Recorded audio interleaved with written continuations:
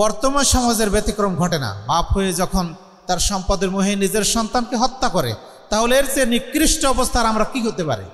এর চেয়ে নিকৃষ্ট সমাজ আর কি হতে পারে? সুতরাং বর্তমান সমাজ আর জাহেলি সমাজের মধ্যে তেমন কোনো পার্থক্য নাই, বরং বর্তমান সমাজ ওই সমাজকে আরো বলা যায় যে তার চেয়ে আরো অধিক এগিয়ে গেছে। আর এই সমাজ পরিবর্তনের করার জন্য আমাদেরকে 3টি কর্মসূচি বাস্তবায়ন করতে হবে। যদি আমাদের ভিতরে কোনো হিংসা, বিদ্বেষ, এমন কোনো ত্রুটি থাকে, সেগুলো দূর করতে হবে। আর মানবীয় যত গুণাবলী আছে সেগুলি অর্জন করতে হবে। সেই ব্যক্তি সফলকাম হয়েছে যে নিজের আত্মাকে পরিশুদ্ধ করেছে। রাসূলুল্লাহ সাল্লাল্লাহু আলাইহি ওয়াসাল্লাম নিজে তিনি আল্লাহর কাছে দোয়া করছেন তার আত্মিক পরিশুদ্ধির জন্য। অথচ রাসূলুল্লাহ সাল্লাল্লাহু আলাইহি ওয়াসাল্লামের শাক্কে সাদর কয়বার হয়েছে? জিহাদুল জিমাই, মানে সংঘবদ্ধ প্রচেষ্টা। আহলে হাদিস আন্দোলন বাংলাদেশ, আসুন পবিত্র কুরআন ও সহিহ হাদিসের আলোকে জীবন গড়ি। নবী মুহাম্মদ সাল্লাল্লাহু আলাইহি ওয়াসাল্লাম পৃথিবীতে এসেছিলেন মানুষকে জান্নাতি পথে পরিচালিত করার জন্য। আল্লাহ রাসূল সাল্লাল্লাহু আলাইহি সাল্লাম সেই পথ আমাদের সামনে সুস্পষ্ট রূপে তিনি বর্ণনা করে গেছেন। যদি কোনো মানুষ সে রাসূল সাল্লাল্লাহু আলাইহি ওয়াসাল্লামের সেই পথ অনুসরণ করে, তাহলে নিশ্চিত রূপে সে জান্নাতে যাবে। যদি কেউ মনে করে যে রাসূল সাল্লাল্লাহু আলাইহি ওয়াসাল্লাম ১৫০০ বছর আগে এসে তিনি সেই সময়ের যে নীতিমালা আমাদের সামনে পেশ করেছেন, ওটা বর্তমান আধুনিক যুগে এটার সব ক্ষেত্রে প্রযোজ্য নয়, বরং তার সাথে আরও কিছু যুক্ত করে তিনি নিজের কপোলকল্পিত মতাদর্শ অনুযায়ী চলার চেষ্টা করবেন, পরকালীন জীবনে তিনি জাহান্নামে নিক্ষিপ্ত হবেন। আল্লাহ রাব্বুল আলামিন বলছেন, ইন্না হাদাইনাহু সাবিলা ইম্মা শাকিরা ওয়া ইম্মা কাফুরা। আমি তাকে পথ প্রদর্শন করেছি, হয় সে শুকরিয়া জ্ঞাপনকারী হবে, নতুবা সে অকৃতজ্ঞ হবে। তাহলে 2টা পথের মধ্যে যে পথ রাসূলের, যে পথ আল্লাহ রাব্বুল আলামিন নির্দেশিত, আমাদেরকে সেই পথ অবলম্বন করতে হবে। আজকের আমার আলোচ্য বিষয় হচ্ছে সমাজ পরিবর্তনের স্থায়ী কর্মসূচি। সমাজ পরিবর্তনের স্থায়ী কর্মসূচি কি হবে সেটা আমরা সংক্ষেপে আলোচনা করার চেষ্টা করব ইনশাআল্লাহ। আল্লাহ বলছেন, হুয়াল্লাযী বাআসা ফিল উম্মিয়্যিনা রাসূলাম মিনহুম ইয়াতলু আলাইহিম আয়াতিহি ওয়া ইউযাক্কিহিম ওয়া ইউআল্লিমুহুমুল কিতাবা ওয়াল হিকমা ওয়া ইন কানু মিন ক্বাবলু লাফি যালালিম মুবিন। তিনিই সেই সত্তা যিনি নিরক্ষরদের মধ্যে একজন রাসূল প্রেরণ করেছিলেন তাদের থেকে। ইয়াতলু আলাইহিম আয়াতিহি, যিনি এসে মানুষের নিকটে, তাদের নিকটে আল্লাহর আয়াত তেলাওয়াত করে শুনিয়েছেন। ওয়া ইউযাক্কিহিম, তাদেরকে পবিত্র করেছেন। ওয়া ইউআল্লিমুহুমুল কিতাব ওয়াল হিকমা, তাদেরকে শিক্ষা দিয়েছিলেন কিতাব মানে কোরআন এবং হাদিস। ওয়া ইন কানু মিন ক্বাবলু লাফি যালালিম মুবিন, যদিও ইতিপূর্বে তারা ছিল স্পষ্ট ভ্রষ্টতার মধ্যে। সূরা জুমআ 2 নম্বর আয়াত। তাহলে রাসূল সাল্লাল্লাহু আলাইহি ওয়াসাল্লাম পৃথিবীতে এসে 2টি কাজ করেছেন। একটা হলো মানুষকে পরিশুদ্ধ করেছেন, তাদেরকে পরিচ্ছন্ন করেছেন। আর 2 নম্বর কাজ হলো তাদেরকে প্রশিক্ষিত করেছেন, কোরআন শিখিয়েছেন, হাদিস শিখিয়েছেন। তাহলে আমাদেরও দুনিয়াতে 2টা কাজ আছে। বর্তমানে এই সমাজটাকে আমরা সভ্য সমাজ বলি, তাই না? এই সমাজটা তো সভ্য সমাজ। আপনাদের দ্বিমত আছে? প্রচলিত অর্থে সমাজটা সভ্য সমাজ, কিন্তু রাসূল সাল্লাল্লাহু আলাইহি ওয়াসাল্লাম যে সমাজে এসেছিলেন সেই সমাজটাকে বলা হয় জাহেলি সমাজ বা বর্বর সমাজ, বা আমরা বলি মূর্খদের সমাজ। আবুল হাকাম রাসূল সাল্লাল্লাহু আলাইহি ওয়াসাল্লামের রিসালাত না মানার কারণে হয়ে গেল আবু জাহাল, মানে মূর্খের পিতা। তাহলে ওরা বর্বর ছিল, মূর্খ ছিল, মানে কোরআন হাদিস তারা জানতো না, ওয়াহির জ্ঞান তাদের মধ্যে ছিল না। তাহলে ওয়াহির জ্ঞান না থাকার মাধ্যমে যদি তারা জাহেল হয়, আমাদের বর্তমান সমাজে বহু মানুষের মধ্যে ওয়াহির জ্ঞান নাই, তাহলে তারা কি আবার সভ্য হবে? সভ্য হবে না, বহু মানুষের নাই। আজকে আমাদের বাংলাদেশের প্রেক্ষাপটে দেখবেন সর্বোচ্চ বিদ্যাপীঠ থেকে যারা শিক্ষা গ্রহণ করছে তারা সবচেয়ে বেশি চৌর্যবৃত্তি করে, সবচেয়ে বেশি করে। মাদ্রাসায় পড়ুয়া একজন দাওরা পাস, একজন কামেল পাস মানুষ যতটা না সে আল্লাহকে ভয় করে, যতটা না সে মানে অন্য সমাজের সাথে মিশতে চায়, তার চেয়ে একজন বিশ্ববিদ্যালয়ে পড়া মানুষ সে কিন্তু এটার কোনো পরোয়া করে না, তাই না? সে এটার পরোয়া করে না। সে মনে করে যে আগে আমারটা আমি বেঁচে নেই, আগে আমি বাঁচি, তার উপরেরটা দেখা যাবে।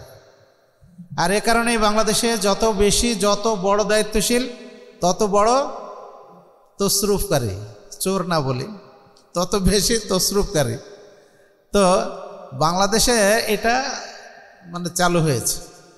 দেখেন রাসূল সাল্লাল্লাহু আলাইহি ওয়াসাল্লামের যুগে জেনা ব্যভিচার হতো না এমনটা নয়, হতো তো, তাই না? মদ, নারী আর হত্যাকাণ্ড, জুয়া, এগুলি ছিল তাদের নিত্য নৈমিত্তিক আচার আচরণ, এগুলি তারা করত। বর্তমানে এখন আমরা দেখি এটার আধুনিক সংস্করণ। এখন তো মানুষ মদ খায় না, তাই না? কি খায় এখন? কি মানুষ মদ খায়? মদ খায় না। এখন মানুষ বিয়ার খায়, এখন মানুষ সফট ড্রিঙ্কস খায়, এখন কোমল পানীয় খায়। এখন তো মানুষ মদ খায় না। আর এই কোমল পানীয়র মধ্যে থাকে অ্যালকোহল, এই অ্যালকোহলটাই মদ। মানে একটার সাথে আর একটা মিশিয়ে রাসূল সাল্লাল্লাহু আলাইহি সাল্লাম বলছেন না, আমার উম্মতের মধ্যে এমন একটা সময় আসবে যে মানুষ মাদক সেবন করবে কিন্তু তার নাম পরিবর্তন করে দেবে। এখন কি খান? এখন মানুষ স্পিরিট খায়, এখন মানুষ শার্ক খায়, রয়্যাল ড্রিঙ্ক খায়। এগুলোতে কি অ্যালকোহল নাই, মদ নাই? আছে, কিন্তু আপনি পরিবর্তন করে দিচ্ছেন নাম। তাহলে সেই সময়ের যুগের মানুষ মাদক সেবন করত, এখনও সেবন করে। সেই সময় মানুষ হারাম খেত, এখনও হারাম খায়, কিন্তু সিস্টেমটা পরিবর্তন করে দিয়েছে, সিস্টেমটা পরিবর্তন করে দিয়েছে। তাহলে যেহেতু সে সময় যা চলতো এখনও তাই চলে, পার্থক্যটা কি? সুনানে দারমির প্রথম হাদিসে একটি ঘটনা বর্ণনা হয়েছে যে সেখানে এক ব্যক্তি রাসূল সাল্লাল্লাহু আলাইহি সাল্লামের কাছে আসলেন, এসে আল্লাহ রসুলকে বললেন যে আল্লাহ রসুল, আমার একটা মেয়ে ছিল, আমি সেই মেয়েটাকে অত্যধিক ভালোবাসতাম আর সেও আমাকে ভালোবাসত। একদিন তাকে সাজিয়ে মিথ্যা প্রলোভন দিয়ে আমি তাকে নিয়ে গেলাম, নিয়ে গিয়ে আগে থেকেই কূপ খোঁড়া ছিল, গর্ত খোঁড়া ছিল, সেখানে গিয়ে ধাক্কা দিয়ে ফেলে দিলাম আর আমি তাকে জীবন্ত মাটি দিতে লাগলাম। সর্বশেষ যে কথাটা সে আমাকে বলেছিল সেটা হলো ইয়া আবাতা, হে আমার পিতা। আর কিছু শোনা যায়নি। রাসূল তার কথা শুনছেন আর চোখ দিয়ে পানি ঝরঝর করে পড়ছে। তো সাহাবা কেরাম বলছেন, হে এই লোকটা, তুমি থামো, আল্লাহ রসুলকে কষ্ট দিচ্ছ কেন?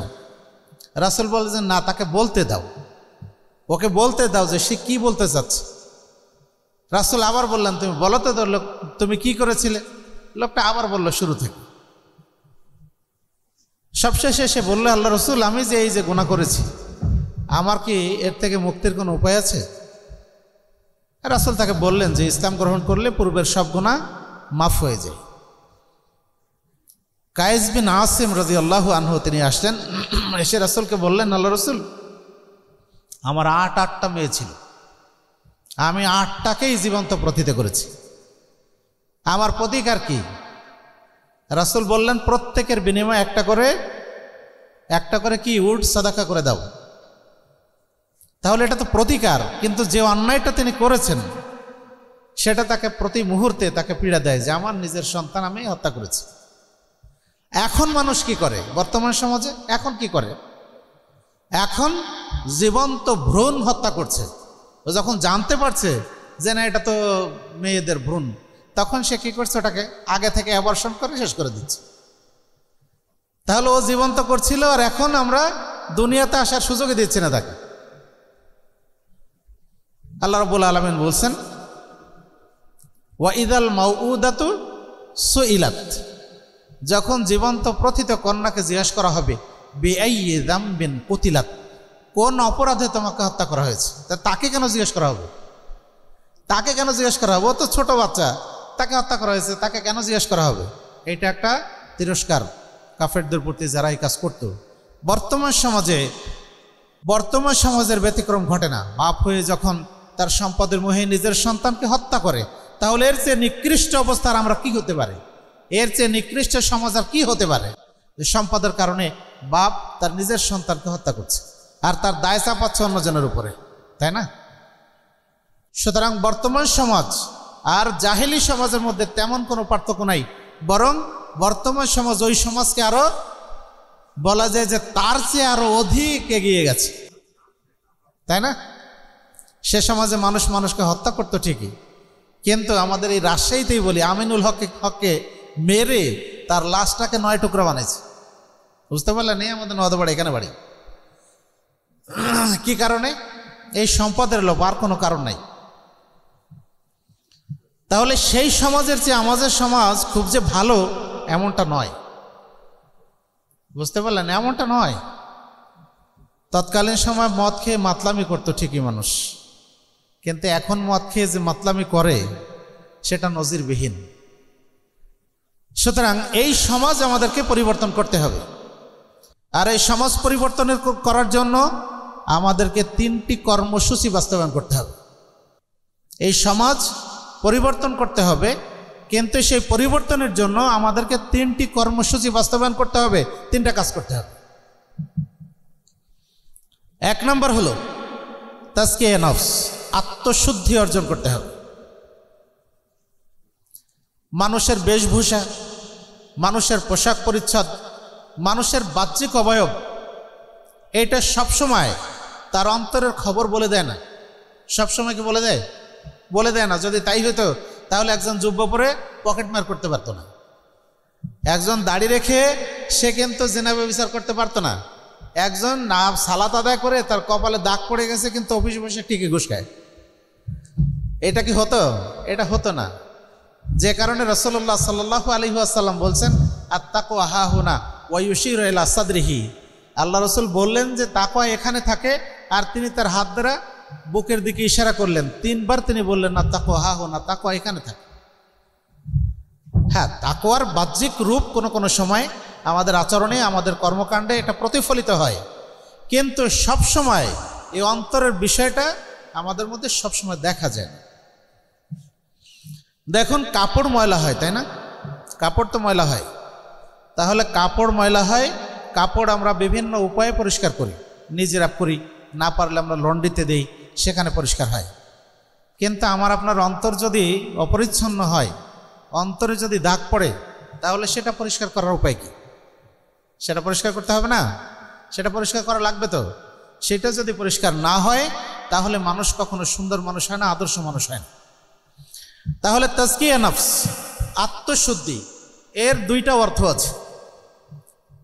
তাজকিয়া নফসের 2টা অর্থ আছে। 1 নম্বর অর্থ হলো যাকাশাই ইউজাক্কিহি, একটা হলো কোনো জিনিসকে পরিচ্ছন্ন করা, পবিত্র করা, পরিশুদ্ধ করা। তাহলে প্রথম যে বিষয়টা সেটা হলো কোনো জিনিসকে পবিত্র করা, পরিশুদ্ধ করা। যেমন বলা হয় যাক্কাইতু হাযা সাওব আই তাহহারতুহু, আমি এই কাপড়টা পরিশুদ্ধ করেছি, মানে এটাকে পরিচ্ছন্ন করেছি, পরিষ্কার করে ফেলেছি। ওয়ামিনহু, এখান থেকেই বলা হয় আয-যাকা ইয়ানি আত-তাহারা, এখান থেকে বলা হয় এটা হলো পবিত্রতা অর্জন করা। শরীরে কোনো অপবিত্রতা লেগে গেছিল, ধুয়ে ফেলেছি, পরিষ্কার হয়ে গেছে, পবিত্র হয়ে গেছে। ওরকম কাপড়ে ময়লা লেগেছিল, কাপড় ধুয়ে ফেলেছি, পরিষ্কার হয়ে গেছে। 2 নম্বরত হলো আয-জিয়াদাতু, প্রবৃদ্ধি।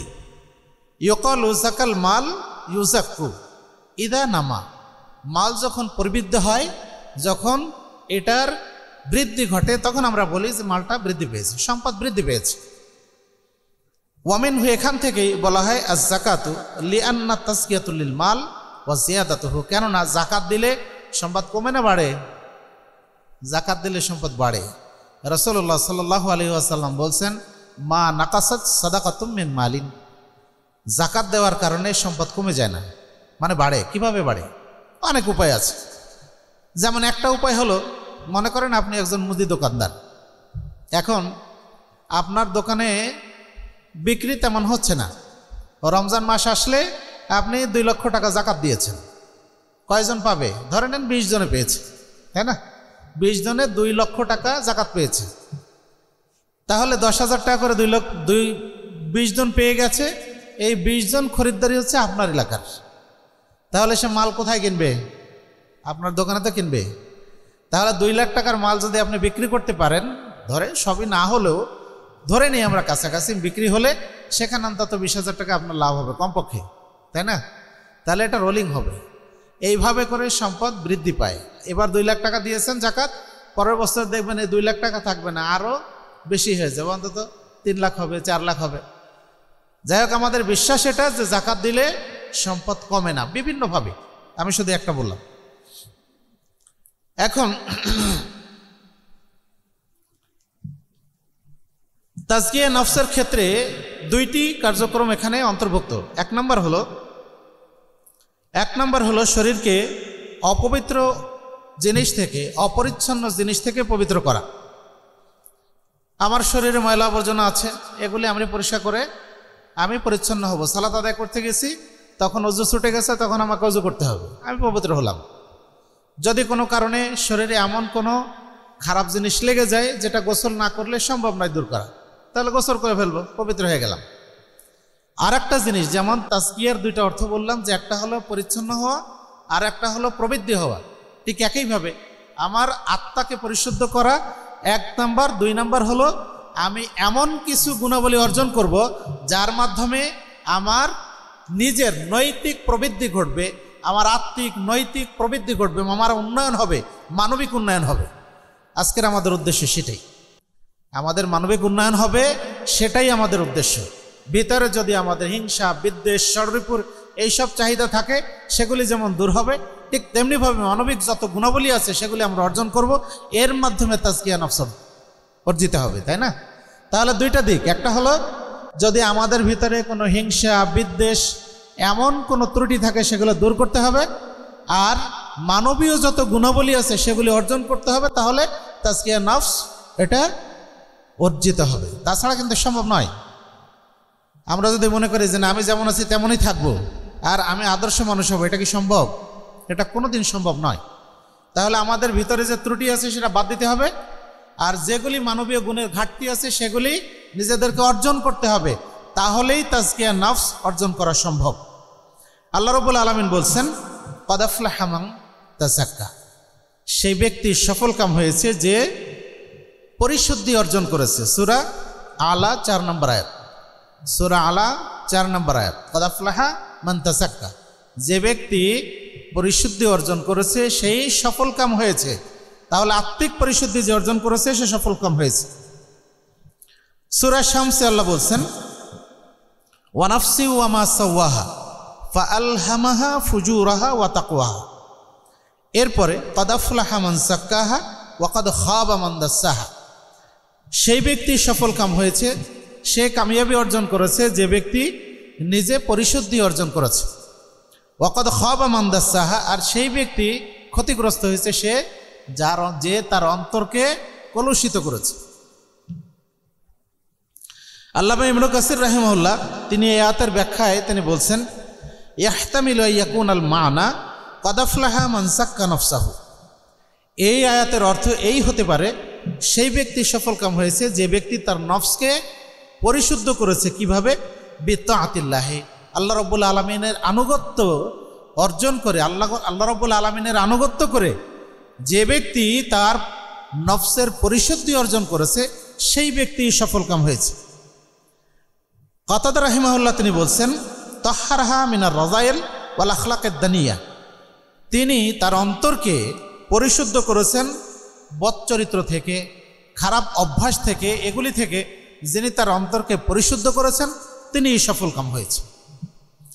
মানুষের মধ্যে 3 ধরনের প্রবৃত্তি আছে, 3 ধরনের প্রবৃত্তি আছে। 1 নম্বর হলো নফসুন মুতমাইন্না, প্রশান্ত আত্মা, প্রশান্ত প্রবৃত্তি। 2 নম্বর হলো লাওয়ামা। 3 নম্বর হলো আল আম্মারাতু বিসসু। এর মধ্যে 2টা হলো উত্তম।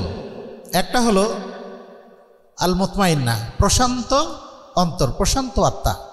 2 নম্বর হলো আল লাওয়ামা, একটা খারাপ কাজ করছেন, বিবেকে সাড়া দিচ্ছে, কাজটা তুমি এটা করলা, এটা কেন করলা, মানে আপনাকে ভর্ৎসনা করছে। খারাপ কাজ যখনই করছেন তখনই ভর্ৎসনা করছে, এই কাজটা কেন করলা, তোমার এটা করা উচিত হয়নি। ভিতর থেকে একটা কিছু বলে, তাই না? ভিতর থেকে আমাদেরকে সাড়া দেয়।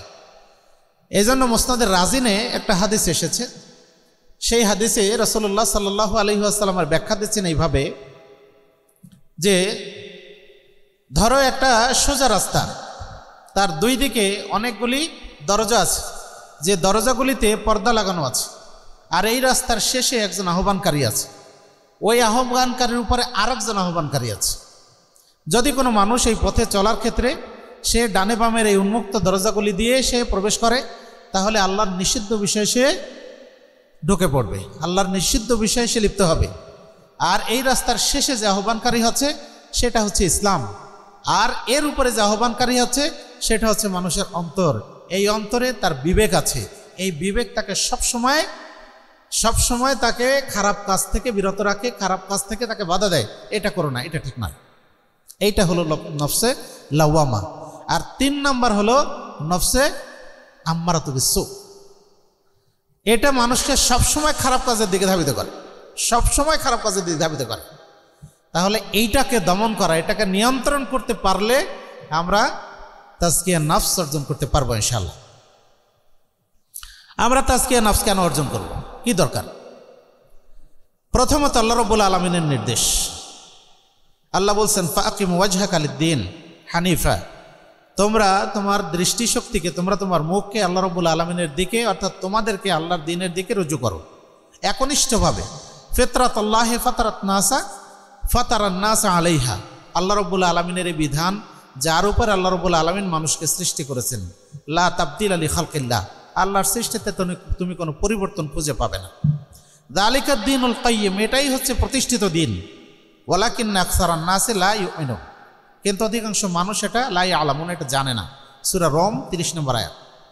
আবু হুরায়রা রাদিয়াল্লাহু আনহু থেকে বর্ণিত, তিনি বলেন রাসূলুল্লাহ সাল্লাল্লাহু আলাইহি ওয়াসাল্লাম বলেছেন কুল্লু মাউলুদিন ইউলাদু আলাল ফিতরা, প্রত্যেক আদম সন্তানই সে সনাতন ধর্মের উপরে অর্থাৎ ইসলামের উপরে সে জন্মগ্রহণ করেছে। ফা আবাওয়াহু ইউহাব্বিদানিহি আও ইউনাসসিরানিহি আও ইউমাজ্জিসানিহি, অতঃপর তার পিতামাতা তারাকে ইহুদি বানায়, অথবা নাসারা বানায়, অথবা অগ্নি উপাসক বানায়। সহিহ মুসলিমে অতিরিক্ত এসেছে আও ইউশাররিকানিহি, অথবা তাকে মুশরিক বানায়। কিভাবে মুশরিক বানায়, কিভাবে ইহুদি খ্রিস্টান বানায়? বলেন তো কিভাবে বানায়? আমাদেরকে আমরা বানাই কিভাবে? 21শে ফেব্রুয়ারিতে খালি পায়ে চলতে হয়, স্যান্ডেল পায়ে দিয়ে চলতে হয় না। এখন আপনি খালি পায়ে আপনার ছেলেকে বলবেন যে বাবা স্যান্ডেল খোলো, চলো শহীদ মিনারে যাই, ফুল দিয়ে আসি, তাহলে ছেলে কি শিখবে? এটাই তো শিখবে, তাই না? তাহলে এটা হয়তো আমাদের অনেকেই করেন না, কিন্তু আপনি আপনার ছেলের সুন্নতে খাতনা করবেন আর সেখানে উপঢৌকন নেবেন, এটা তো ছোটোখাটো বিষয়। এরকম হয় নাকি? আপনি আপনার মেয়ের বিবাহ দেবেন, ছেলের বিবাহ দেবেন, সেখানে কিছু উপঢৌকন নেবেন, এরকম হয় নাকি? হ্যাঁ, এটা হয়। আপনি অলিমা করবেন, অলিমার সময় কিছু নেবেন আর কিছু দিবেন, এরকম হয় নাকি? এগুলোই আস্তে আস্তে আমাদেরকে ইসলাম থেকে অনইসলামিক রীতিনীতি নিয়ে যায়। একবারে তো কেউ ইহুদি খ্রিস্টান হবে না, একবারে হবে না। আস্তে আস্তে একটু একটু রীতিনীতি অনুসরণ করতে করতে দেখা যাবে যে একবারে ওই দিকে চলে গেছে। তাহলে আমাদেরকে সাবধান হতে হবে, এটা একবারে হবে না। আল্লাহর নির্দেশ, রাসূলের নির্দেশ আমরা একবারে হবে না, কিন্তু আমাদের কর্মকাণ্ডের মাধ্যমে হবে। আপনি আপনার ছেলে মেয়ের প্রতি এতটাই সহনশীল, এতটাই স্নেহপ্রবণ যে ছেলে ঘুমিয়ে আছে, ফজর আজান হচ্ছে, ওকে ডাকা যাবে না, ওর ঘুম পড়ে নেই, থাক ঘুমাক, পরে সালাত আদায় করবে। এটাকে ঠিক হবে? আপনি জান্নাতে যেতে চান, আপনার ছেলে কি জাহান্নামে যাবে? না, কখনো নয়। বরং তাকে আগে দরকার, ওকে আগে প্রশিক্ষণ দেওয়া, তাই না? তাহলে এভাবে করে একজন মানুষ তার সন্তানদেরকে দেখা যায় যে অনইসলামিক রীতিনীতির দিকে ধাবিত করে। আজকে ডাকছেন না, কালকে ডাকছেন না, ওর বয়স যখন 15 হচ্ছে তখন সে আপনার উপর চড়া হবে, বলে আব্বা খালি শুধু ঘুমের ডিস্টার্ব করে, তাই না? আব্বা শুধু ঘুমের ডিস্টার্ব করে, জানো না আমি রাত 12টার সময় ঘুমিয়ে পড়ে তারপরে ঘুমাইছি। তাহলে রাসূলের হাদিস যদি অমান্য করা হয় তাহলে পদে পদে আমাদেরকে ভুগতে হয়। রাসূলের হাদিস কি? মুরু আউলাদাকুম ওহুম আবনাউ সাবঈ সিনিন, তোমরা তোমাদের সন্তানদেরকে সালাতের নির্দেশ দাও যখন তাদের বয়স হয় 7 বছর। ওয়াজরিবুহুম আলাইহা ওহুম আবনাউ 10 সিনিন, আর তাদেরকে সালাতের জন্য প্রহার করো প্রয়োজনে, তাই না? যখন তাদের বয়স হয় 10 বছর। তা আমরা সালাতের জন্য প্রহার করি না, আমরা সালাত পড়ার জন্য প্রহার করি। মানে আমাদের কথা বলছি না, সমাজের কিছু মানুষ। তোমার এই বয়সে নিয়মিত সালাত আদায় করতে হবে, কি দরকার? এই বয়সে তোমার দাড়ি রাখতে হবে, এখন দাড়ি রাখলে তোমার চাকরি বাকরি হবে, তাই না? সুতরাং এভাবে করে আমাদের সমাজের লোকেরা তাদের সন্তান সন্ততিকে দেখা যায় যে ইহুদি খ্রিস্টানদের দিকে ধাবিত করছে। হাদিস নাম্বার লিখতে পারেন 1385, সহিহ বুখারী 1385, মুসলিম 2658, মুসলিম 2658, 1385 আর 2658, বুখারী 1385 আর মুসলিম 2658। তাজকিয়া নফস অর্জন করলে আমাদের কি কি ফায়দা? এক নম্বর হলো আল্লাহ রাব্বুল আলামিনের নির্দেশ ফলো করা, আল্লাহ রাব্বুল আলামিনের নির্দেশ প্রতিপালন করা। সূরা শামসে আল্লাহ রাব্বুল আলামিন 11টা বিষয়ের শপথ করেছেন। সূরা শামস, ওয়াশ-শামসি ওয়া যুহাহা ওয়াল কমারি ইযা তালাহা, 11টা বিষয়ের শপথ করেছেন। এরপরে তিনি বলেছেন ক্বাদ আফলাহা মান যাক্কাহা, সে ব্যক্তি সফলকাম হয়েছে যে নিজের আত্মাকে পরিশুদ্ধ করেছে। তাহলে কতটা গুরুত্বপূর্ণ এইটা আমাদেরকে চেষ্টা করতে হবে আল্লাহ রাব্বুল আলামিনের নির্দেশ প্রতিপালনার্থে। 2 নম্বর বিষয় হলো যে আমাদের অন্তরের ভিতরে যেগুলি প্রবৃত্তি আছে, স্বরূপীয় আছে, এগুলিকে দমন করার জন্য আমাদের তাজকিয়া নফস অর্জন করাটা জরুরি। আমাদের ভিতরে যা আছে সেগুলিকে দমন করার জন্য রাসূলুল্লাহ সাল্লাল্লাহু আলাইহি ওয়াসাল্লাম এই জন্য তিনি আল্লাহর কাছে দোয়া করতেন, আল্লাহুম্মা আতি নফসি তাকওয়াহা, হে আল্লাহ তুমি আমার অন্তরে আল্লাহ ভীতি দান করো, ওয়া যাক্কিহা, তুমি এটাকে পবিত্র করো, পরিচ্ছন্ন করো, আনতা খায়রু মান যাক্কাহা, তুমি সেই সত্তা যিনি উত্তমভাবে পরিশুদ্ধ করতে পারে সক্ষম, আনতা ওয়ালিয়ুহা ওয়া মাওলাহা, তুমি এর অভিভাবক আর তুমি এর নিয়ন্ত্রক। আল্লাহুম্মা ইন্নী আউযু বিকা মিন ইলমিন লা ইয়ানফাউ, হে আল্লাহ আমি তোমার নিকটে এমন এলেম থেকে আশ্রয় প্রার্থনা করছি যা আমাকে কোনো উপকার দেয় না, অমিন কলবিন লা ইয়াখশাউ, এমন অন্তর থেকে আমি তোমার কাছে আশ্রয় প্রার্থনা করছি যা ভীত হয় না, ওয়ামিন নাফসিন লা তাশবাউ, এমন আত্মা থেকে আমি তোমার কাছে আশ্রয় প্রার্থনা করছি যা কখনো পরিতৃপ্ত হয় না। রাসূলুল্লাহ সাল্লাল্লাহু আলাইহি ওয়াসাল্লাম বলছেন যে আনাস রাদিয়াল্লাহু আনহু থেকে বর্ণিত, তিনি বলেন রাসূলুল্লাহ সাল্লাল্লাহু আলাইহি ওয়াসাল্লাম বলছেন লাউ কান আলী ইবনে আদামা ওয়াদিয়ান মিন মালিন, যদি আদম সন্তানের 2টি উপত্যকা সমপরিমাণ সম্পদ থাকে, লাবতাকা সালিসান, সে তৃতীয়টা আকাঙ্ক্ষা করবে, ওয়ালা ইয়ামলাউ জাওফা ইবনে আদম, আদম সন্তানের পেট পূর্ণ হবে না কতক্ষণ পর্যন্ত? যতক্ষণ পর্যন্ত তাকে মাটি দেওয়া না হবে, মানে তাকে কবরস্থ না করা হবে, ততক্ষণ পর্যন্ত তার পেট পূর্ণ হবে না।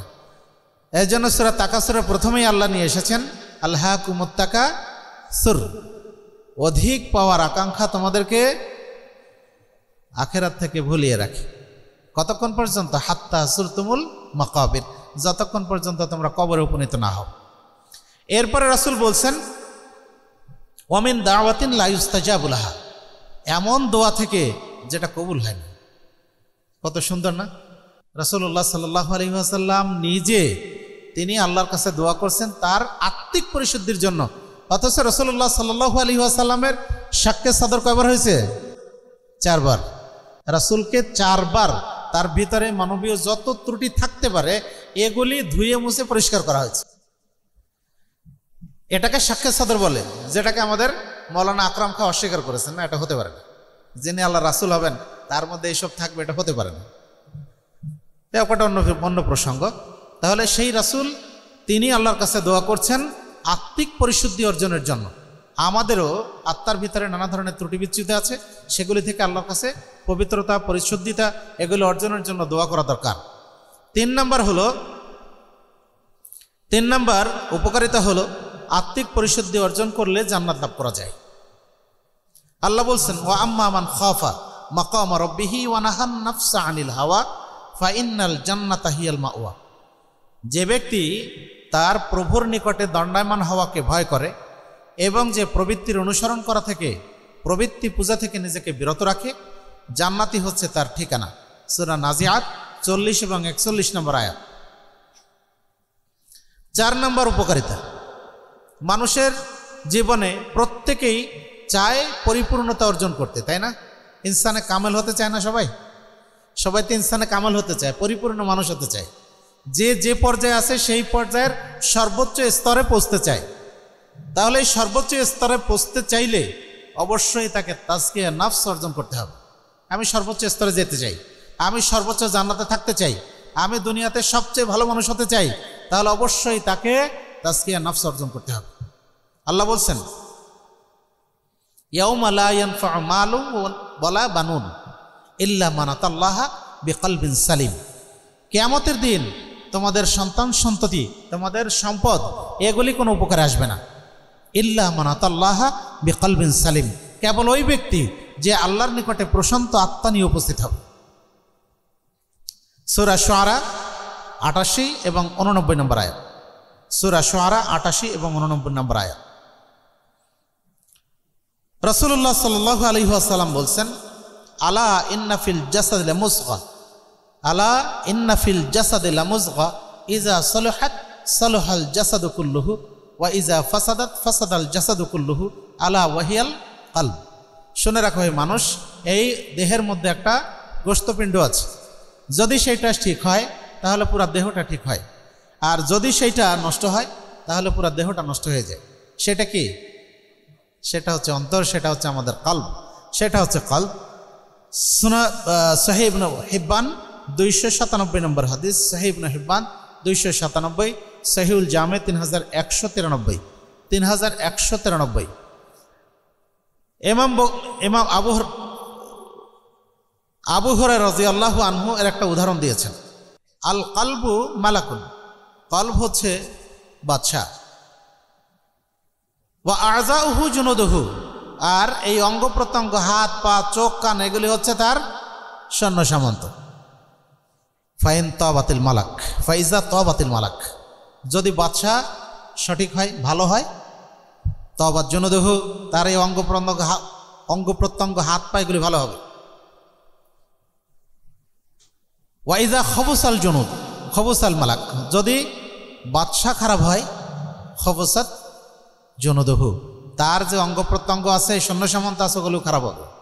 আবু হুরায়রা রাদিয়াল্লাহু আনহু বলছেন, আল কলবু মালাকুন, কলব হচ্ছে বাদশা, ওয়া আযাউহু জুনুদুহু, আর অঙ্গ প্রত্যঙ্গ হচ্ছে তার সৈন্য সামন্ত। ফাইজা তাবাতিল মালাক, যখন বাদশা ভালো হয়, তাবাত জুনুদুহু, তার সৈন্য সামন্ত ভালো হয়। ওয়াইদা খবুসাল মালাক, যখন বাদশা খারাপ হয়, তখন খবুসা জুনুদুহু, তার সৈন্য সামন্ত এগুলো খারাপ হয়। বুঝতে পারছেন? আল্লামা ইবনু কাসির রাহিমাহুল্লাহ তিনি একটা ঘটনা বর্ণনা করেছেন, ওই যে কদ আফলাহা মান যাক্কাহা, এই আয়াতের ব্যাখ্যায় গিয়ে একটা ঘটনা বর্ণনা করেছেন যে আমরা লোকমান হাকিমের কথা শুনি, তাই না? নাম তো লোকমান, হাকিম কেন? জ্ঞানী ব্যক্তি, প্রজ্ঞাবান ব্যক্তি, এই জন্য তাকে হাকিম বলা হয়, এটা তার উপাধি। এখন লোকমান হাকিম ছোট থাকতে কৃতদাস ছিল, কৃতদাস থাকার ফলে সে মেষ চড়াত, কিন্তু তার এই প্রজ্ঞার কথা চারিদিকে ছড়িয়ে পড়েছিল। বাদশাহ তার এই ঘটনা জানার পরে বাদশাহ তাকে ডেকে পাঠালেন পরীক্ষা করার জন্য। তখন তাকে বললেন যে আমি শুনেছি যে তুমি একজন বুদ্ধিমান ছেলে, তা তোমাকে আমি পরীক্ষা করতে চাই, তুমি একটা মেষ জবাই করে সেখানকার যে সর্বোৎকৃষ্ট গোশত সেটা তুমি আমার কাছে জন্য ভুনা করে নিয়ে আসবে। তো বাচ্চা ছেলেটা বলছে ঠিক আছে, এটা আমার জন্য খুব সহজ। ও গিয়ে একটা মেষ জবাই করে এই যে কল্প, যেটা হৃৎপিণ্ড, এইটাই ভুনা করে নিয়ে আসছে। বাচ্চা খেলেন, খুব খুশি হলেন, বললেন কোথাকার গোশত নিয়ে আসলে? তো বলছে যে আমি এখানকার নিয়ে আসছি। তো বলছে তুমি আগামীকালকে নিকৃষ্ট গোশত এটা নিয়ে আসবে, ভুনা করে নিয়ে আসবে। তো পরের দিন আবার ওই একই জায়গার গোশত ভুনা করে নিয়ে আসছে। তো বাচ্চা খেয়ে খুশি হয়ে বলছেন যে আজকেও ভালো লাগলো। তো বলো তো কোথাকার নিয়ে আসছো? তখন বলছে যে একই জায়গার নিয়ে এসছে। তখন বাচ্চা খেপে গেছে, হ্যাঁ একই জায়গার গোশত খারাপ আবার ভালো কি করে হয়? তখন বলছে শোনেন বাচ্চা, মানুষের এমন একটা জায়গা আছে, এই জায়গাটা যদি ভালো হয় মানুষ ভালো হয়, আবার এই জায়গাটা যদি নষ্ট হয় তাহলে মানুষ নষ্ট হয়।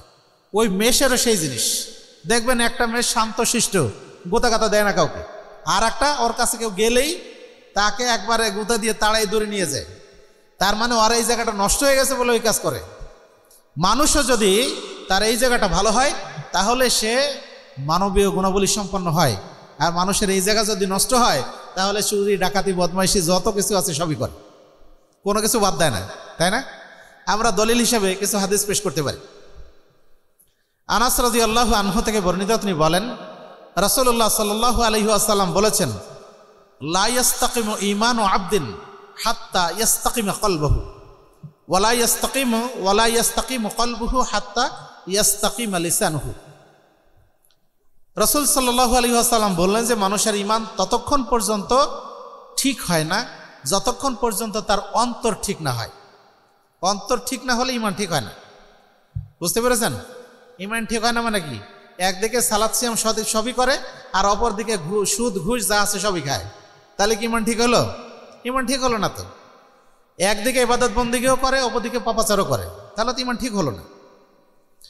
এরপরে রাসূল সাল্লাল্লাহু আলাইহি ওয়াসাল্লাম বললেন, ওয়ালা ইয়াস্তাকিমু কলবুহু, তার অন্তর ততক্ষণ পর্যন্ত ঠিক হবে না হাত্তা ইয়াস্তাকিমু লিসানুহু, যতক্ষণ পর্যন্ত তার জিহ্বাটা ঠিক না হবে। তাহলে জিহ্বা ঠিক হওয়ার দুইটা দিক হতে পারে। এক নম্বর হলো কথা যা বলবো, ভাষা যা প্রয়োগ করবো ভালো হতে হবে, কথা যা বলবো সঠিক হতে হবে। আর একটা হলো জিহ্বা দিয়ে আমরা যা খাবো সেটাও সঠিক হতে হবে। আপনি হারাম খাবেন, আল্লাহর সামনে দাঁড়িয়ে ইবাদত করবেন, আর আল্লাহ আপনার ইবাদত কবুল করবে, এটা ঠিক? এটাকে কোনোদিন হবে? কোনোদিন হবে না। হাসান বসরি রাহিমাহুল্লাহর কাছে এক যুবক এসে বলছে যে, শেখ, আমি তাহাজ্জুদ সালাত আদায় করতে চাই, তার জন্য আমি ওযুর পানি রেডি রাখি, প্রস্তুত রাখি, কিন্তু রাতে আমি জাগ্রত হতে পারি না। তখন তিনি বললেন, তোমার গুনাহ তোমাকে আটকে দিয়েছে। তুমি সারাদিন গুনাহ করো আর রাত্রে তুমি আল্লাহর সামনে দাঁড়িয়ে তুমি আল্লাহর ইবাদত করবে, এটা কোনোদিন হতে পারে? কারণ শারাফুল মুমিনিনা কিয়ামুল লাইল, মুমিনের সম্মান হচ্ছে রাত্রি জাগরণ করা। আল্লাহর সামনে দাঁড়িয়ে তুমি রাত্রে জাগরণ করে ইবাদত করবে আর দিনের বেলা বদমাইশি করবে, এটা কোনোদিন হয়? এটা কোনোদিন হবে না। তাহলে আপনি হারাম খাবেন আর আল্লাহর সব ইবাদত, সব নির্দেশ পালন করতে পারবেন, এটা কোনোদিন হবে না। এটা কোনোদিন হবে না। কোথাও না কোথাও ঘাটতি থাকতেই হবে। সিলসিলা সাহিহা 2861 নম্বর হাদিস, মুসনাদে আহমদে হাদিসটা আসছে, সিলসিলা সাহিহা 2841 নম্বর হাদিস। আবু হুরায়রা রাদিয়াল্লাহু আনহু থেকে বর্ণিত, তিনি বলেন, রাসূলুল্লাহ সাল্লাল্লাহু আলাইহি ওয়াসাল্লাম বলেছেন, কাতাবা আলা ইবনে আদম নাসিবুহু মিনাজ জিনা, আল্লাহ রাব্বুল আলামিন আদম সন্তানের উপরে জিনার একটা অংশ অবধারিত করে দিয়েছেন। মুদ্রিকুন যালিকা লা মুহালাতা, এটা তার অর্জিত হবেই, এইটা থেকে বাদ যাওয়ার কোনো উপায় নেই, বাদ যাওয়ার কোনো উপায় নেই। এই গুনাহ থেকে মুক্ত হওয়ার কোনো উপায় নেই।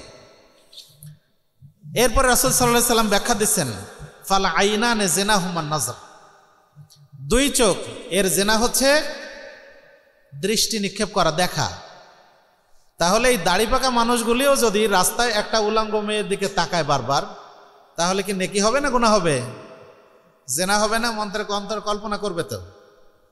যার কোনো চাহিদা নাই, এমন বৃদ্ধ যার কোনো চাহিদা নাই, সেই লোকটা কি তাকাবে? তাকাবে না, সে কখনো তাকাবে না, প্রয়োজন নেই, পাশে থাকলেও তাকাবে না। তাহলে যার প্রয়োজন আসছে সেই তো তাকাবে, তাই না? ওখান থেকে কি আপনার আমার দৃষ্টি ফেরাতে হবে না? দৃষ্টি ফেরাতে হবে। এরপর রাসূল সাল্লাল্লাহু আলাইহি সাল্লাম বলছেন, আল-যুনানে জিনাহুমাল ইস্তিমা, দুই কানের জিনা হলো শ্রবণ করা। কার? মোবাইলে মেয়েলি কণ্ঠ বেশি আসছে আর আপনি বারবার ফোন দিয়ে বিরক্ত করছেন। হতে পারে একটা ভুল, কল চলে আসছে আর আপনি ওই নাম্বারে বারবার কল দিয়ে বিরক্ত করছেন, তার মানে মেয়েলি কণ্ঠ শুনতে ভালো লাগছে, এবার আপনি চেষ্টা করছেন দেখি পটানো যায় কিনা। বৃদ্ধ মানুষ তো আর করবে না, যুবক তরুণ ভাইয়েরা এগুলি করতে পারেন, মানে এভাবে করে হয়। অথবা আপনি কোনো জায়গায় গেছেন গাড়িতে অথবা অন্য কোনো জায়গায়, সেখানে গিয়ে এগুলি দেখা যাচ্ছে কোনো মেয়েলি কণ্ঠ বেশি আসছে আর আপনি সেখানে বারবার কথা শোনার জন্য আপনি তাকে উদ্বুদ্ধ করছেন। এগুলি থেকে বিরত থাকতে হবে। ওয়াল্লিসান জিনাহুমাল জিনাহুল কালাম, আমার জিহ্বা এর জিনা হচ্ছে গায়ের মাহরাম মহিলার সাথে অপ্রয়োজনে কথা বলা, মিষ্টি মিষ্টি কথা বলা, আলাপচারিতা করা, বারবার কথা বলা। গাড়িতে গেছেন, ট্রেনে, বাসে, লঞ্চে, স্টিমারে চলছেন, সে সময় তো পাশাপাশি থাকে, কারণ বারবার কথা বলার চেষ্টা করছেন। কি প্রয়োজন আপনার, আমার কি প্রয়োজন, তাই না? তাহলে এগুলি থেকে আমাদেরকে বিরত থাকতে হবে। ওয়াল ইয়াদানে জিনাহাল বাতশু, দুই হাত তার জেনাকে স্পর্শ করা। ধরা তো বটে, ধরা তো সবসময় যায় না, স্পর্শ তো করা যায়, তাই না? কিছু মনে করবেন। ওয়ার রিজলু জিনাহাল খাতা, পায়ের জেনা হচ্ছে এর উদ্দেশ্যে ওই স্থানে গমন করা। ওয়াল কলবু ইয়াহবি ওয়া ইয়াতামান্না, অন্তর এটা আকাঙ্ক্ষা করে, পেতে চায়, কল্পনা করে। ওয়া ইউসাদ্দিকু যালিকাল ফারজু ওয়া ইউকাযযিবুহু, কিন্তু লজ্জাস্থান সেটাকে বাস্তবায়ন করে অথবা সেটাকে মিথ্যা প্রতিপন্ন করে। সময় বেশি লেগে যাচ্ছে। 6243 নম্বর হাদিস বুখারী এবং মুসলিম 2657, মুসলিম 2657। আর একটা হাদিস বলেই আমরা শেষ করছি। আব্দুল্লাহ ইবনে মাসউদ রাদিয়াল্লাহু আনহু থেকে বর্ণিত, তিনি বলেন রাসূলুল্লাহ সাল্লাল্লাহু আলাইহি ওয়াসাল্লাম একদিন মানুষকে বললেন, ইস্তাহিয়ু মিনাল্লাহি হাক্কাল হায়া, তোমরা যথার্থভাবে আল্লাহকে শরম করো, আল্লাহকে লজ্জা করো। তখন সাহাবায়ে কেরাম বললেন, কুলনা ইয়া রাসূলুল্লাহ ইন্না লানাস্তাহি আলহামদুলিল্লাহ। সাহাবায়ে কেরাম বললেন, আল্লাহ রাসূল, আমরা আল্লাহকে আলহামদুলিল্লাহ ভয় করি, লজ্জা করি। তিনি বললেন, লাইসা যালিকা, তোমরা যেটা মনে করছো সেটা নয়, ওয়ালাকিন্নাল ইস্তিহইয়াউ মিনাল্লাহি হাক্কাল হায়া, বরং আল্লাহকে যথার্থ লজ্জা করা, আন তাহফাজার রাসু ওয়া মা ওয়াকা, তুমি তোমার মাথাকে হেফাজত করবে আর এই মাথার ভিতরে যা আছে ওটাকে হেফাজত করবে। মানে কি, কল্পনা তো এখানে হয়, তাই না? চিন্তাধারা তো এখানে হয়। তাহলে এখানে যেন খারাপ চিন্তা না আসে, এইটা থেকে তুমি আল্লাহকে ভয় করবে। কারণ আমি যা চিন্তা করি আল্লাহকে জানেন না? আল্লাহ তো জানেন। ইন্নাল্লাহ আলিমুম বিজাতিস সুদূর, অন্তরে যা আছে আল্লাহ জানেন। তাহলে আমার চিন্তাটাও পরিশীলিত হতে হবে, পরিশুদ্ধ হতে হবে। জি, ইস্তাহিয়ু মিনাল্লাহি হাক্কাল হায়া। নাম্বার বলবো, আপনারা লিখে নেবেন, দেখে নেবেন পরে। এরপরে রাসূল সাল্লাল্লাহু আলাইহি সাল্লাম বললেন, ওয়া তাহফাজাল বাতনা ওয়া মা হাওয়া, পেট যা ধারণ করে, তুমি পেটকে হেফাজত করবে এবং পেট যা ধারণ করে সেটাকে হেফাজত করবে। তাহলে পেটে কি হারাম জিনিস দেওয়া যাবে? হারাম জিনিস দেওয়া যাবে না। হালাল জিনিসই এর মধ্যে ঢুকানোর চেষ্টা করতে হবে। ওয়া তাতাযাক্কারুল মাউতা ওয়াল বিলা, মৃত্যুকে স্মরণ করবে এবং মৃত্যুর পরে পচে গলে যাওয়ার এই অবস্থাটাকে তোমরা বেশি বেশি করে স্মরণ করবে। ওয়ামান আরাদাল আখিরা, যে ব্যক্তি পরকালীন জীবনের আশা করে, তারাকা জিনাতাদ দুনিয়া, সে দুনিয়ার এই জৌলুসকে পরিহার করবে। ফামান ফাআলা যালিকা ফাকাদ ইস্তাহিয়া মিনাল্লাহি হাক্কাল হায়া, যে ব্যক্তি এই কাজগুলি করে সেই যথার্থভাবে আল্লাহকে শরম করে, আল্লাহকে লজ্জা করে। সুনানে তিরমিজি 2458 নম্বর হাদিস, সুনানে তিরমিজি 2458 নম্বর হাদিস।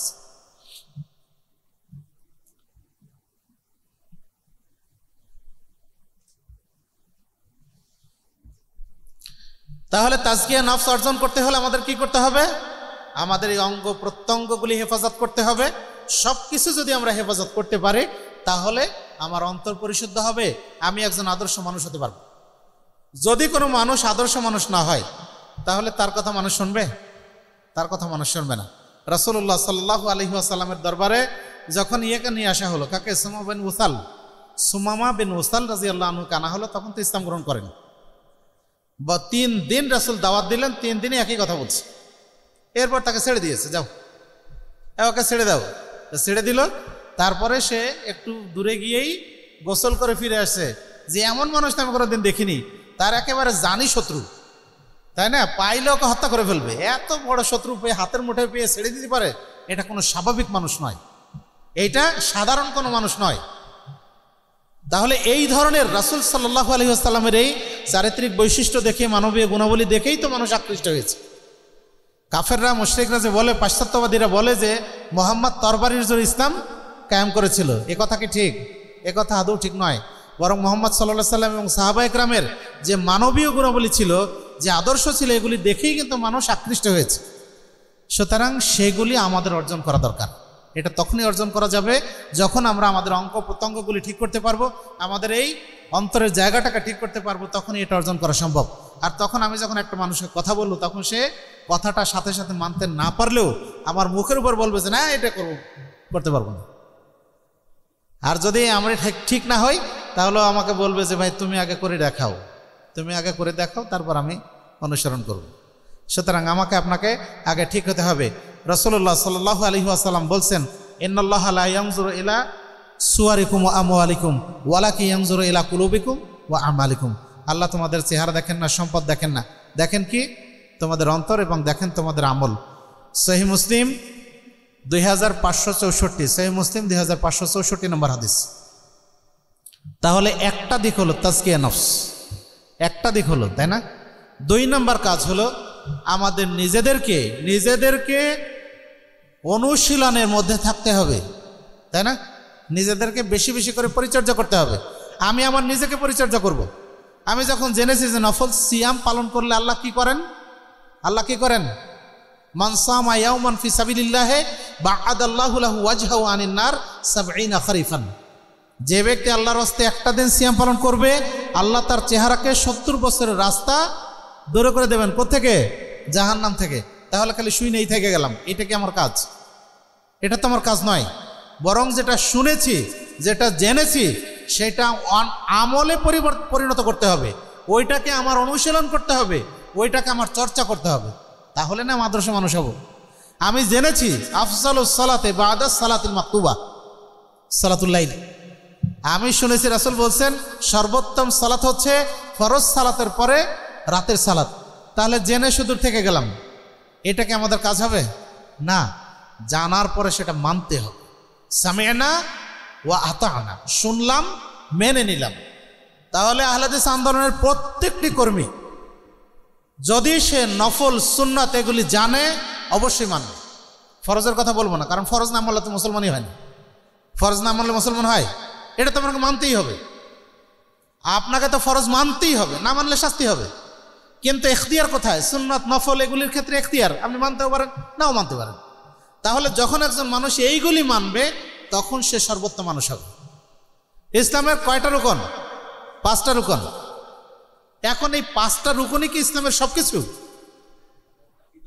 ধরেন একটা বাড়ি আপনি তৈরি করবেন, এই বাড়িতে আপনার 5টা পিলার আছে, ধরে নেন সাপোজ 5টা পিলার আছে।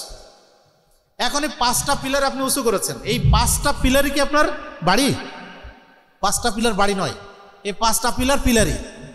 যখন এই পিলারের সাথে আপনার চারিদিকে ওয়াল হবে, এই পিলারের সাথে আপনি রুম করবেন, তার উপরে যখন ছাদ দিবেন, তখন না এটা একটা পরিপূর্ণ বাড়ি হবে, তাই না? তাহলে ইসলাম 5টি ভিত্তির উপর প্রতিষ্ঠিত, ঠিক আছে, কিন্তু এই 5টি ভিত্তির সাথে আরও যে জিনিসগুলি আছে, সেইগুলি আপনাকে আমাকে আমল করলে ইসলামটা সুন্দর হবে। তখন আপনি পরিপূর্ণ, আমি পরিপূর্ণ মুসলিম হব, তাই না? তাহলে ওটা তো আমাকে করতে হবে, ওইটা তো ফরজ। ওটা না করলে বাড়ির অস্তিত্ব থাকে না, ওটা না করলে ইসলামের অস্তিত্ব থাকে না, ওটা তো থাকতেই হবে। এর পরের জিনিসগুলি যখন আমি অনুশীলন করব, তখন কিন্তু আমি একজন সুন্দর মানুষ, একজন পরিশুদ্ধ মানুষ, একজন ভালো মানুষ হতে পারবো, তাই না? তাহলে সেটা আমাকে চেষ্টা করতে হবে। সুনানে আবু দাউদের 393 নম্বর হাদিসে রাসূলুল্লাহ সাল্লাল্লাহু আলাইহি ওয়াসাল্লাম বলছেন যে আম্মানি জিবরিল ইনদাল বাইত, জিবরিল আমার নিকটে আসলেন এবং আমাকে বাইতুল্লাহর নিকটে আমার সালাতের ইমামতি করলেন। তিনি প্রথম দিন জোহর সালাত আমাকে পড়ালেন যখন সূর্য ঠিক 2 প্রহার থেকে একটু ঢলে গেছে, মানে সূর্য 2 প্রহার থেকে একটু ঢলে গেছে। আর দ্বিতীয় দিন আমাকে জোহরের সালাত আদায় করালেন যখন সূর্য কোনো বস্তুর আসল ছায়ার সমপরিমাণ হয়েছে। বোঝা গেছে? অনেক বড় হাদিস, তা আমি সেটা শুধু একটা জায়গায় বলছি। তাহলে প্রথম দিন পড়ালেন কখন? সূর্য জালাতে শামস, মানে একেবারে 2 প্রহার থেকে একটু ঢলে গেছে। আর দ্বিতীয় দিন পড়ালেন কখন? যখন কোনো বস্তুর ছায়া তার সমপরিমাণ হয়েছে। তাহলে জোহরের রক্ত কতক্ষণ থাকে? যখন কোনো বস্তুর আসলি ছায়া সমপরিমাণ হয় পর্যন্ত, তখন থেকে আসর শুরু হয়। এইভাবে করে 5 ওয়াক্ত সালাত 2 দিন পড়াইছেন। এরপরে তিনি বললেন, হে মুহাম্মদ, এইগুলি হচ্ছে পূর্ববর্তী উম্মতদের সালাতের সময়, এইগুলি হচ্ছে পূর্ববর্তী নবীদের সালাতের সময়, আর তোমার উম্মতের সালাত হচ্ছে মা বাইনাল ওয়াক্তাইন, এই 2 ওয়াক্তের মধ্যে হচ্ছে তোমার উম্মতের সালাতের সময়। তাহলে রাসূল সাল্লাল্লাহু আলাইহি সাল্লাম বললেন যে শুরুটা দেখালেন আর শেষটা দেখালেন, এর মাঝখানে হচ্ছে আমাদের সালাতের সময়। এখন আমাদের আত্মাহারিকে আমরা ঢাকার সময়টা দিয়েছি, মানে ঢাকা আমাদের মিডলে, তাহলে ঢাকার সূর্য সময় দিয়েছে জোহরের ধরেন 11টা 58তে ঢাকার সময় দিয়েছে যে এই সময় জোহরের সালাত শুরু। এখন কোনো ভাই আছেন মনে করেন যে 11:58 যখন দিয়েছে তখন তো আমাকে এই একটার মধ্যেই 11:58 মানে 12টার মধ্যেই সালাত আদায় করতে হবে। বিষয়টা এমনটা নয়। আচ্ছা, অন্য প্রসঙ্গে চলে যাচ্ছি। বিষয়টা এটা নয়।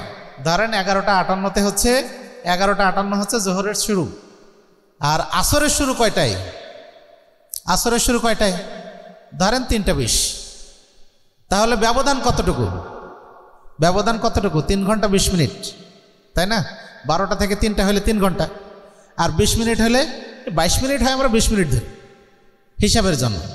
এখন এইটাকে আপনি 2 ভাগ করেন, একটা হলো আউয়াল আর একটা হলো আখের। যদি আখের না থাকে তাহলে কি আউয়াল হয়? আউয়াল হয় না। মানে যদি শেষ না থাকে তাহলে শুরু বুঝবো কীভাবে? তাহলে শেষ থাকতে হবে। এখন এই দুইটা 2 ভাগ করার পরে প্রথম ভাগ হলো আউয়াল ওয়াক্ত, তাহলে 12:30 থেকে 1:30 পর্যন্ত হবে আউয়াল ওয়াক্ত। কিন্তু আমরা কি 1:30টায় যে সালাত আদায় করবো? না, আমরা মধ্যপন্থা অবলম্বন করব। একেবারে 12টাই নয় আর একেবারে 1:30টাই নয়, আমরা এই মাঝামাঝি করবো, এটা আউয়াল ওয়াক্ত, আমরা এটা চেষ্টা করবো। যাই হোক, ওইটা বলছিলাম। তাহলে জিবরিল আসলেন রাসূলুল্লাহ সাল্লাল্লাহু আলাইহি ওয়াসাল্লামকে সালাত শিখাতে, সালাতের রক্ত শিখাতে নয়। বোঝা গেছে? কারণ রাসূল বলছেন আম্মানে জিবরিল, জিবরিল আমার ইমামতি করেছেন। সুনানে আবু দাউদ 393 নম্বর হাদিস এবং সুনানে তিরমিজি 149, লিখে নিতে পারেন, পরে দেখে নেবেন প্রয়োজন। তাহলে রাসূল এসে, জিবরিল আলাইহিস সালাম এসে রাসূলকে ইমামতি করে কি শুধু ওয়াক্ত শিখালেন? শুধু কি ওয়াক্ত শিখাইছেন? না, শুধু ওয়াক্ত শেখান নাই, বরং রাসূলকে পূর্ণাঙ্গ সালাত শিখিয়েছেন যে মুহাম্মদ তুমি তোমার মন মতো করলে এটা হবে না। আল্লাহর পক্ষ থেকে তিনি এসে নবী মুহাম্মদ সাল্লাল্লাহু আলাইহি সাল্লামকে সালাতটা শিখিয়েছেন। এইভাবে রুকু করতে হয়, এইভাবে তাকবীরে তাহরিমা করতে হয়, এইভাবে সিজদা করতে হয়, এইভাবে সালাত শেষ করতে হয়, তাই না? সবটাই তো শিখিয়েছেন। আর এই সালাতের কথা রাসূল সাল্লাল্লাহু আলাইহি ওয়াসাল্লাম বলছেন, সাল্লু কামা রাআইতুমুনি উসাল্লি, সালাত ওইভাবে আদায় করো যেভাবে আমাকে আদায় করতে দেখেছো। তাহলে আমি আপনি মন মতো সালাত আদায় করলে এটা আল্লাহর কাছে কবুল হবে? হবে কি? হবে না। সুতরাং এই সালাতটা যেভাবে রাসূল পড়েছেন ওইভাবে অনুশীলন করা আপনার আমার দায়িত্ব। রাসূল এইভাবে পড়েছেন, রাসূল এইভাবে তাকবীরে তাহরিমা করেছেন, এইভাবে হাত বেঁধেছেন, এইটা আমার অনুসরণ করাটা আমার জন্য জরুরি। এই অনুশীলনগুলি আপনার আমার দরকার। রাসূল যাই বলেছেন সেইটা আমি বাস্তবে রূপায়ণ করব, এটা আমার দায়িত্ব, এটা আমার কর্তব্য, আমি মুসলিম, তাই না? যদি এটা না করতে পারে তাহলে পূর্ণাঙ্গ মুসলিম হওয়া যাবে না। আমাদের পাশাপাশি অনেক ভাইয়েরা বলে থাকেন, আরে তোমরা এইসব ছোটোখাটো বিষয় নিয়ে বসে আছো, তাই না? এটা নাকি ছোটোখাটো বিষয়। হ্যাঁ, ওদের কাছে ছোটোখাটো বিষয় হবে, কারণ ওরা তো বলছে এটা হচ্ছে সালাত, সিয়াম, হজ, যাকাত, এগুলি বড়ি ইবাদত কে লিয়ে ট্রেনিং কোর্স হয়। এটা তো বড় ইবাদত, ওই ক্ষমতা কায়েমের জন্য ট্রেনিং কোর্স। এটা জান্নাতে যাওয়ার মাধ্যম নয়। ওদের কাছে এটা জান্নাতে যাওয়ার মাধ্যম নয়, আমার আপনার কাছে এটা জান্নাতে যাওয়ার মাধ্যম। এটাই আমার আপনার কাছে পরকালীন জীবনে মুক্তির মাধ্যম। তাহলে এটা আমাদের কাছে বড়। সুতরাং সালাতের খুঁটিনাটি যত বিষয় আছে প্রত্যেকটি বিষয় আপনাকে আমাকে অনুসরণ করতে হবে। এমন কোনো বিষয় নাই যেটা ছেড়ে দেওয়া যায়, কোনো বিষয় নাই, এর মধ্যে ছোট কোনো বিষয় নাই। কারণ কোন সালাফে সালেহিন বলছেন, লিকুল্লি রাফইন আশারাতু হাসানাতিন, প্রত্যেকটা রফুল এদান করার জন্য 10টা নেকি আছে। আমি তো সালাত পড়ি নেকি অর্জনের জন্য, তাই না? তাহলে সালাতের 4 জায়গায় রফুল এদান করতে হয়। আমি 4 জায়গায় রফুল এদান করলে 40টা নেকি পাবো ইনশাল্লাহ, তাই না? একবার। তাহলে 4 জায়গায় যদি অনুসরণ করি 10 করে 40টা নেকি পাবো। সালাত তো আমার নেকি অর্জনের মাধ্যম। তাহলে এটা আমার কাছে ছোট হবে কেন? আমি টাকনুর নিচে যদি কাপড় ঝুলাই জাহান্নামে যেতে হবে, এটা আমার কাছে ছোট হবে কেন? এটা তো আমার কাছে বড় অপরাধ, তাই না? আমি যদি বাম হাতে খাই তাহলে শয়তানের খাওয়া হলো, এটা তো আমার কাছে বড় অপরাধ, এটা আমার কাছে ছোট হবে কেন? এগুলি কি কোনো ছোটোখাটো বিষয়? সুতরাং কারো কোনো এই ধরনের কথা আমরা যেন প্রতারিত না হয় যে ওগুলি ছোটোখাটো বিষয়, ওগুলি ইসলাম কায়েম হলে সব হয়ে যাবে। তাহলে তো রাসূল মাক্কি জীবনে রাসূলকে যে বলা হলো তোমাকে ক্ষমতা চাইলে তোমাকে নেতা বানাই দিব, তুমি এটা নাও, রাসূলকে নিলেন? নেননি। সুতরাং বোঝা যায় ইসলাম অনুশীলনের নাম। এটা আপনাকে আমি অনুশীলন করতে হবে, আমাকে পরিচর্যা করতে হবে, আমি নিজে এটা আমলে বাস্তবায়ন করব, তাহলেই আমি মুসলিম হতে পারবো, তাছাড়া মুসলিম হওয়া সম্ভব নয়। এই তারবিয়ত, এই প্রশিক্ষণ বা এই অনুশীলন আপনাকে আমাকে প্রত্যেকটি ক্ষেত্রে অবশ্যই অনুসরণ করতে হবে। রাসূলুল্লাহ সাল্লাল্লাহু আলাইহি ওয়াসাল্লাম একদিন তিনি ওযু করলেন, আর ওযু করে অতঃপর 1 চেল্লু পানি নিলেন। 1 চেল্লু পানি নিয়ে তিনি তখন তার থুতনির নিচে দিলেন। এই 1 চেল্লু পানি নিয়ে থুতনির নিচে দিলেন। কখন? মুখমণ্ডল সব ধুয়েছেন, এরপরে 1 চেল্লু পানি নিয়ে থুতনির নিচে দিয়ে বলছেন, হাকাদা আমারানি রব্বি, এইভাবেই আমার রব আমাকে নির্দেশ দিয়েছেন। তাহলে বোঝা যায় ওযুটাও রাসূল সাল্লাল্লাহু আলাইহি ওয়াসাল্লাম নিজে বানিয়ে করেন নাই, তাই না? এখন আমরা অনেকে অতিরিক্ত আমাদের ভাইয়েরা এইসব করেন, তাই না? এটা সহিহ হাদিসে থাকতে হবে, না থাকলে ওটা বাদ দিতে হবে। এটা কোনো ছোটোখাটো বিষয় নয়। কারণ অজু না হলে সালাত হবে না, এটা তো জানেন আপনারা, তাই না? তাহলে অজু হলে সালাত হবে। অজু যদি পূর্ণাঙ্গ হয়, আমাদের নখের নিচের থেকেও যদি গোনা থাকে তাহলে পানির সাথে ঝরে যাবে। এটা কি ছোটোখাটো বিষয়? ছোটোখাটো বিষয় নয়। অজুর এই প্রশিক্ষণটা পাবেন আবু দাউদের 145 নম্বর হাদিস। 145 নম্বর হাদিস, সহিহুল জামে 4696। আবু দাউদ 145, সহিহুল জামে 4696। তাহলে আমাদের এই প্রত্যেকটি ক্ষেত্রে আমাদের প্রতিটি জিনিস অনুশীলন করতে হবে। তাহলে 1 নম্বর হলো তাজকিয়া নফস, 2 নম্বর তারবিয়াত। তারবিয়াত মানে পরিচর্যা, পরিচর্যা মানে অনুশীলন করা। আমি আপনি প্রত্যেকটি জিনিস অনুশীলন করব, আমরা মেনে নেব, আমরা আমল করব, তাই না? আমরা বৈঠকে বসলেই আমরা কি করি? বৈঠকে বসলেই আমরা কি করি? টাকা দেই না? কি এটা? বৈঠকি দান। তাহলে আমি দিচ্ছি, আমার ছেলেটাকে সাথে নিয়ে যাচ্ছি, আমি না দিয়ে ছেলেটাকে বললাম যে তুমি দাও, 10 টাকায় দিলেন বা 20 টাকা দিলেন, আপনি 10 টাকা দেন, ওকে 10 টাকা দেন, ও শিখবে। তার মানে আমি নিজেও শিখবো, ওকেও শেখাবো। তাহলে এর মাধ্যমে আমি আপনি এগিয়ে যাব। আমি শুধু নিজে ভালো হচ্ছি, অন্যদেরকে শেখাতে পারছি না, এর নাম পূর্ণাঙ্গ মুমিন নয়। অন্যদেরকে বাঁচানোর চেষ্টা করতে হবে। আল্লাহ বলছেন, ইয়া আইয়ুহাল্লাযীনা আমানু কু আনফুসাকুম ওয়া আহলিকুম নারা, হে ঈমানদারগণ, তোমরা নিজেরা এবং তোমার পরিবার পরিজনকে আগুন থেকে বাঁচাও। তাহলে 2টা গেল আমাদের। 3 নম্বর বিষয় হলো জেহাদুল জিমাই। 3 নম্বর বিষয় হলো জেহাদুল জিমাই, মানে সঙ্গবদ্ধ প্রচেষ্টা। আহলে হাদিস আন্দোলন কি চায়, কেন চায়, কিভাবে চায়? এর শেষের যে প্রশ্নটা সেটা হলো কিভাবে চায়। বলা আছে না কিভাবে চায়? কিভাবে চায় না, ওইভাবে বলতে হবে যেভাবে ওই বইয়ে আছে। কে পারবেন? কিভাবে চায়? কিভাবে চায় না, আমরা বলছি না যে আহলে হাদিস আন্দোলন কি চায়, কেন চায়, কিভাবে চায়। হ্যাঁ,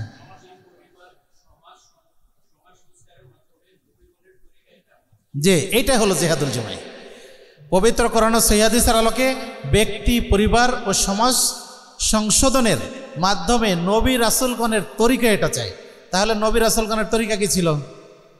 নবী রাসূলগণের তরিকা কি ছিল?